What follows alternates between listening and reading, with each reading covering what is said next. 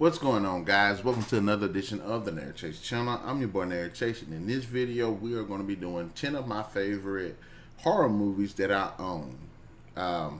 Good, I got that out right. Now, I'm sorry there ain't going to be no editing, anything, just going to be a straight shot of everything. I don't have time to just edit videos, so it's going to be a straight shoot. So I try my best not to ramble, and having said that, let's go ahead and get into 10 of these movies. Now I have to say these aren't like my top 10 of all time. They're just 10 that I own. I have a bunch of other there's like a whole bunch of horror movies that I do have, but these just like the one that I actually own. That's, you know what I'm saying. So any other list of stuff, I'll let y'all know on that. But as for now, just the ones that I own that I just happen to grab. Probably gonna make another list, another video, but oh well. Let's go ahead and get it started. The Woman in Black. This stars Daniel Radcliffe, and he is this guy who ends up going to this remote village, and there's this house that he's trying to, I believe, sell or set up. Lord, I don't know. I'll be honest with you, I don't know. I just know he goes to this creepy house for some reason, and he ends up finding out that this house is haunted by this ghost that kills kids. And there's this, and it's basically just this very tension-filled, very dark movie, and he has to carry it, and he does a good job of it. It's nice to see that after Harry Potter, he can still, he you know what I'm saying, he can make his own way, and I'm glad that he has done that, because I've seen Emma Watson. That's her name? Yeah, her name Emma Watson. I've seen Emma Watson do the same thing. She's branched out from Harry Potter, kind of made her own way, and I'm glad that she's doing that. But this movie is just great. It's very tense. There are some pretty chilling edge of the seat type sequences. There are some jump scares, some better than others, but it's a scary. This is like probably one of the scariest movies that I've actually owned, because of some of the jump scares, because of the atmosphere of it. And I'm not gonna lie, it has a messed up ending. There is no getting out how messed up. It ain't a bad ending, it's just messed up what happens at the end of this movie. But I did watch the ending of the original, because this is a remake, and this is based on a book, I believe. Yeah, I believe this is based on a book, but I can't but anyways, this is a really good movie. If you hadn't seen it, it's a really chilling movie with some good scares in it. So you already get a chance, watch it. Next, and this is one of my personal favorites, Evil Dead. This is the remake or reboot or sequel. I'm not really sure, or spinoff. This is basically Evil Dead, but serious. The other ones with Bruce Campbell were just goofy, and a lot of it had to do with like the effects and stuff. And he had Army of Darkness, which was obviously a comedy. But this is actually serious. There's no humor. There is no goofing around. There ain't no messing around. Playtime is over. That's what they should put right here up here on the thing. It should say playtime. Evil Dead. Playtime is over. Because when the demons take over, they don't play. They self-mutilate. They try to kill you. There ain't no playing. And this movie helped me to put Jane Levy on my list. And while watching this movie, I was trying to figure out a way how I can approach her in her hand in marriage, because I find she's a really good actress, and I want to marry her. But this is a good movie. It's dark, it's creepy, it's nasty, it's provocative. There are things that happen in this movie that'll make you like literally like, it's gross, it's gory, it's nasty, it's just straight up brutal with the kills and the demon attacks. It's just everything that you want from just a dark Evil Dead movie. I really enjoyed the performances. A lot of the things that the original Evil Dead kind of got wrong, this movie fixes those for the most part.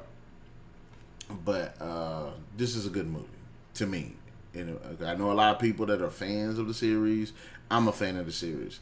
Not really the second movie because I hadn't seen it, but I like the television. I love the television series. The first movie I thought is decent. Army of Darkness I think is awesome, but this I like this movie, and I really wish they would at least continue this the series with her and Bruce Campbell. But he don't want to do the series anymore. But still, I really like this. And this is on everybody's list of best zombie movies. I had to throw at least one zombie movie on there. Dawn of the Dead. This movie is a remake of the older Dawn of the Dead movie, and this one has a pretty good cast in it. Although some of the characters are pretty dumb, but they got a good focus on the characters. You get to know the characters, you get to know their motivations, you get to see them grow together in this just crazy time. The zombies are brutal in this. There is no messing around. They run, they don't play, they don't hesitate. There's even a point where this fat zombie takes off running after someone. It's one of the funniest things I've ever seen. But this movie is awesome. I need to go back and rewatch some of the deleted scenes. I need to go back and watch the commentary for Zack Snyder. Oh yeah, Zack Snyder directed this. So there's a lot of good names behind this. Polly, Ving Rhames, Jake Weber, Mekhi Phifer. It's just a great movie. It's dark, it's gritty, it's serious. There's no messing around.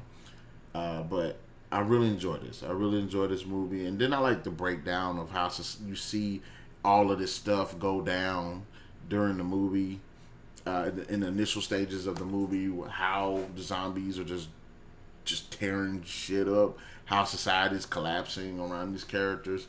But it's still a really good movie. Still one of the best zombie movies out there, and one of the best remakes as well. So, Dawn of the Dead. Number 4 on the list is Wrong Turn.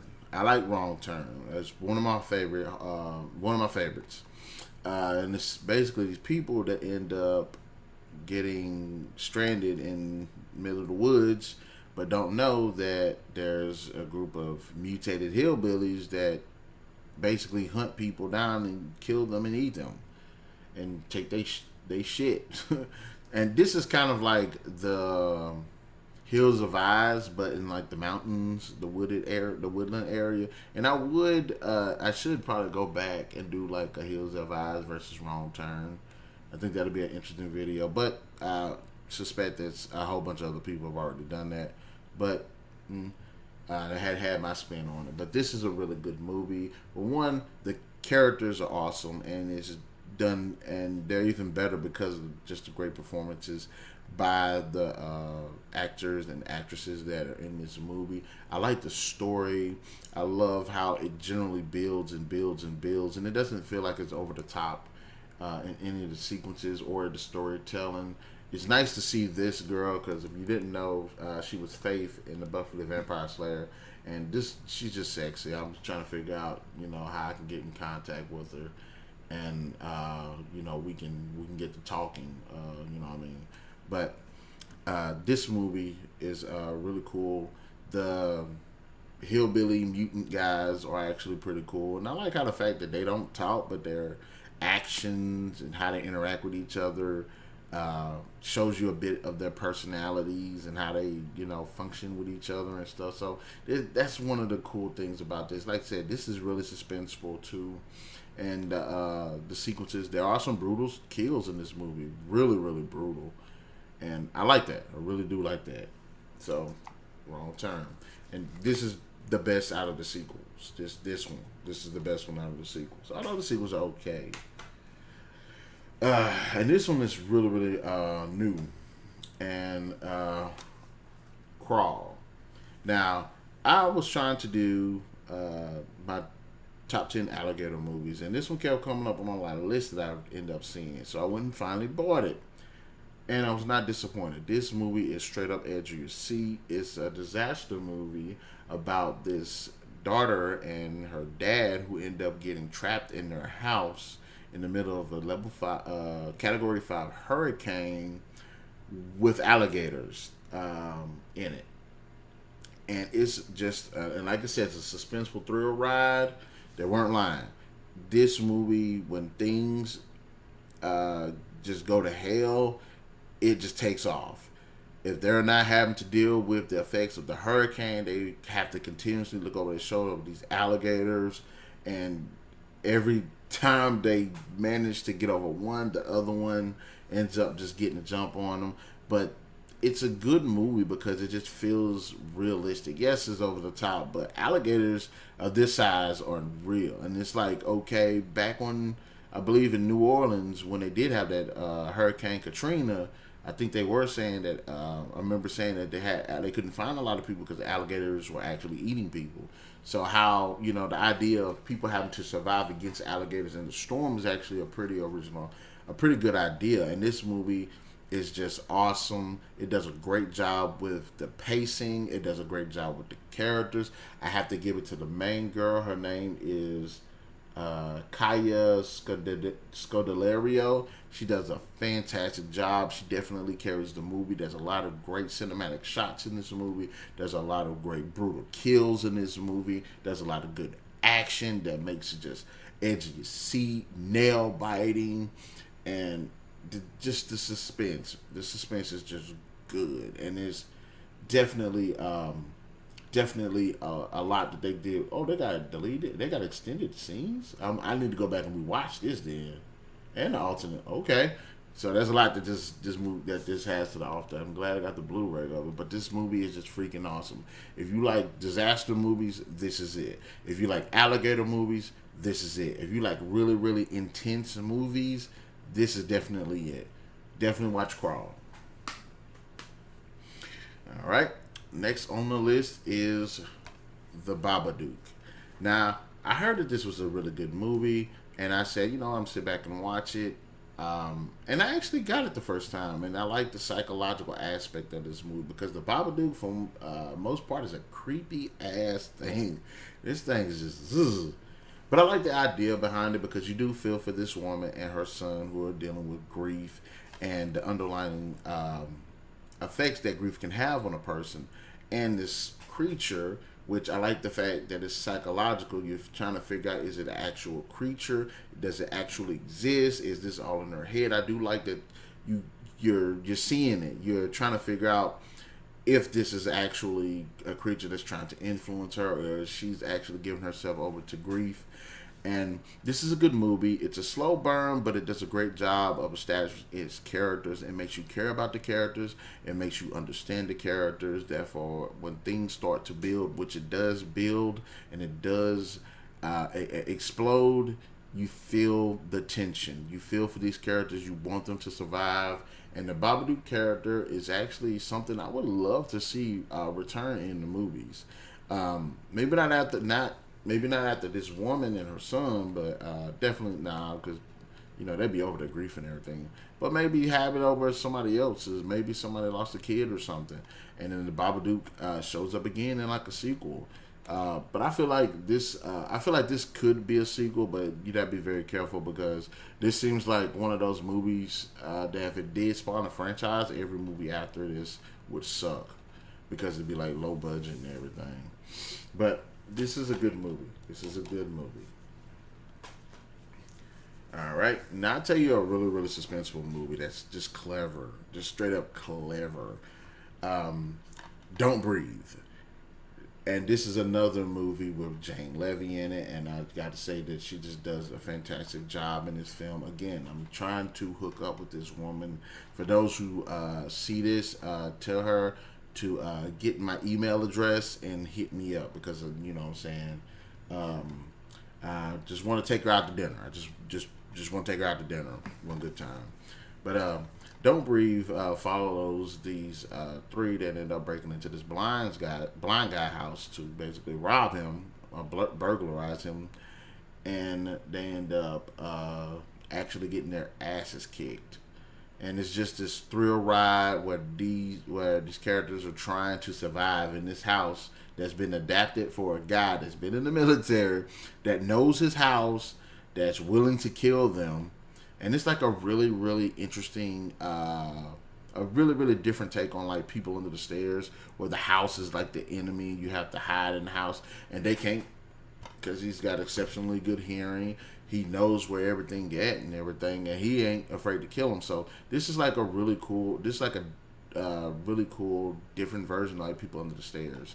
But this is a good movie. Has really good performances. It's got a lot of really suspenseful moments in it. It's got a lot of great, I don't want to say action, but it's got some really, really tense moments, and it's really, really suspenseful. And gotta give it to him. Really enjoy Jane Levy in this movie as well. And the dude, Stephen Lang. I know who this cat is, but this dude is freaking awesome. They're talking about doing a sequel to this, and I kind of don't want them to, because this movie feels like it's a good one-off, and it's really, really good the way it's going, that it went. So I hope they don't try to butcher it with a sequel, especially if it's the same guy. But this is this right here is definitely a movie worth watching, and one of the best horror / thrillers. Oh, they got deleted scenes in this too. And that suck. I buy all these DVDs and don't even watch deleted scenes. But Don't Breathe was a good movie. With another horror thriller, Vacancy. I really like Vacancy. I think it's a really interesting concept. It makes traveling it makes me feel very anxious when traveling and stopping at hotels and motels and stuff, because you're wondering, are these people killers? But it follows this couple who ends up stopping off at this motel and finding out that the people that work there are actually killers, and they like filming their kills. And for one, it's not for one. It's a lot of things that's going for this. One, the suspense is good. It's a really good suspenseful movie. Two, interesting idea. Three, Luke Wilson. I usually see him in comedies, and it's good to see him in something so serious. It's good to see him, use his actual acting chops in a movie like this. So thumbs up to Luke Wilson for taking a role in this. And Kate Beckinsale. This movie, see, roles like this show that Kate Beckinsale is exceptionally diverse with her acting, because I'm used to seeing her Total Recall. She plays the badass wife that was kicking ass and killing people. Underworld series, she's this vampire that kills lichens and people and just kicks ass. So it's nice to see her play more of like a feminine role, where she's, the man is taking charge against something and she's not taking charge. She's actually following his lead. She's more vulnerable, because these are grown men killing people. So, and she's not like this. She's not a warrior. She's a regular woman. So, obviously she's not gonna fight them like that. But this movie is good. It's good. They managed to take this movie in a lot of different directions, and it just completely works. It's a good thrill ride. It's very suspenseful. It's a really good, entertaining watch. And one thing I can say is I do like I think that these two do have chemistry on screen. And for those who don't know, Kate Beckinsale is like number one on my favorite actresses of all time. And it's like I said, it's nice to see her be very, very diverse in a role like this. So, and she's good in horror. So, Vacancy, one of my best, one of my favorites. All right, we're gonna pop out of Stephen King. This movie was freaking awesome. It's nice. I'm a fan. Excuse me. I'm definitely a fan of the book, which I've been reading, but that's a big book. Good God, it's a big ass book. But this movie definitely brings the horror element from the first one and just dials it up to like 12. It's very chilling. It's very disturbing. Kids get killed in this. It's very dark. Bill Skarsgård completely owns the role of Pennywise in this movie. This man definitely makes the character just straight up like brutal. He makes him interesting. He makes him cool, but he makes him straight up brutal. I love the way he looks. The characters in the movie are actually really, really cool. They have a lot going for them. I think that in this incarnation, you get a bit more of the in depth with the characters than you did in the 1990 version. Because I feel like in the 1990 version, they kind of focus more on one or two of them. Yes, you get to see the kids dealing with Pennywise individually, but I mean in their actual lives. I think you see in this movie, you see their lives, more of their lives. So, but it's very dark. It's very from the moment you see Georgia get killed, you know that this Pennywise is not playing. And I really enjoy just the modern take on this character. I love the characters themselves, the performances, some of the sequences that happen is very disturbing. It's just a really good horror film, one of the best that I've seen in a while. You know what I'm saying? Because I've seen a lot of horror movies from nowadays, and they freaking suck. But this is a really good movie. And last but not least, Aliens. Aliens is definitely on my list, and definitely because I have the DVD. But I really enjoyed this movie. The first Alien was suspenseful. It definitely had a strong horror presence to it, but this definitely brings horror up a couple of notches while actually balancing it with action. And I think this stands out because it's hard to make a horror action film that's balanced. And this movie manages to do that. Not only does it manage to do that, but it manages to tell more about the xenomorphs. It introduces that concept of the queen. But more importantly, it's the characters. And when I say character, I do mean Ripley. We do see an evolution of her character. The first xenomorph just killed her whole crew in the first film, and she comes back in this one. She faces her fears of the xenomorphs, and it's just a bloody good time. There's a lot of good action sequences. There are a lot of good horror sequences.